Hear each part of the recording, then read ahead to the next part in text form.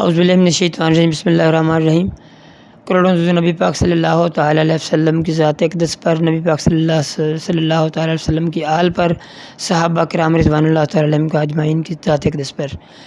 ناظرین، آج پھر ہم کچھ سوالات جو آپ کا سیشن لے کر آئے ہیں۔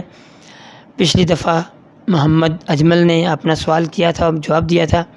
آج محمد انس صاحب سوال کریں گے۔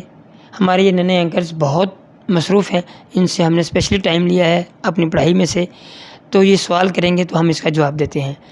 السلام علیکم محمد انس۔ محمد انس، آپ کیا پوچھنا چاہ رہے ہیں؟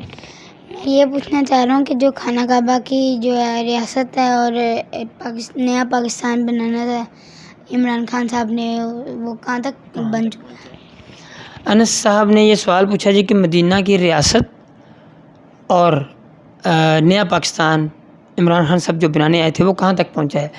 تو میں اس کی تھوڑی سی ڈیٹیل بتا دیتا ہوں کہ ہوتا یہ ہے کہ جب کوئی بھی انسان انیشیٹو لیتا ہے، سوچتا ہے، کوئی کام کرنا چاہتا ہے، تو اس کی ایک بنیاد ہوتی ہے، اس کا ایک حاشیہ کھینچا جاتا ہے، اس کے اصول و قوانین مقرر کیے جاتے ہیں۔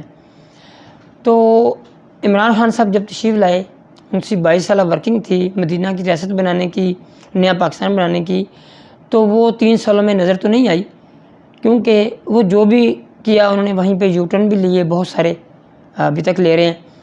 تو مقصد یہ میرے کہنے کا ہے کہ اگر مدینہ کی ریاست بنانی تھی تو عمران خان صاحب کو چاہیے تھا کہ سب سے پہلے آتے ہی انصاف کو سب سے بہتر کرتے، تعلیم کو توجہ دیتے، صحت کے بارے میں بہت ساری توجہ دینے کی ضرورت تھی۔ اس کے علاوہ اگلی بات یہ ہے کہ جو ہمارا میڈیا ہے، میڈیا پہ مکمل کنٹرول ہونا چاہیے تھا۔ میڈیا جس طرح کے ڈرامے ہمارے پاکستان میں دکھائے جا رہے ہیں وہ انتہائی ایسے ہیں کہ میں بیان بھی نہیں کر سکتا۔ مطلب لوگوں سے سنتے رہتے ہیں، میں خیر اتنا نہ ٹائم ہوتا ہے ڈرامہ دیکھنے کا، مگر جو سنا ہے وہ اس قدر گمبھیر ہے کہ وہ مدینہ کی ریاست میں تو اس کا تصور بھی نہیں کیا جا سکتا۔ مدینہ کی ریاست بنانے کے لیے آپ کو پہلے دن سے اصول و قوانین متعین کرنے چاہیے تھے اور اس کے مطابق آپ کو چلنا چاہیے تھا۔ باقی رہی بات نئے پاکستان کی، نیا پاکستان جہاں تک مجھے نظر آتا ہے، آپ نے اس کو جب ہمیں کہا تھا نیا پاکستان، کچھ لوگوں کا یہ خیال تھا کہ نئی اینٹیں لگیں گی، نئے پروجیکٹ لگیں گے، تو میرا یہ خیال نہیں تھا۔ آج بھی میرا خیال یہ تھا کہ سوچ بدلیں گے آپ پاکستان کی، عوام کی سوچ آپ نہیں بدل سکے، اس لیے آپ نے مہنگائی میں اتنا پیس دیا عوام کو کہ عوام جو ہے وہ کنسیپٹ جو آپ نیا پاکستان کا لے کے آئے تھے وہ سارا کا سارا مہنگائی کی وجہ سے وہ برباد ہو گیا۔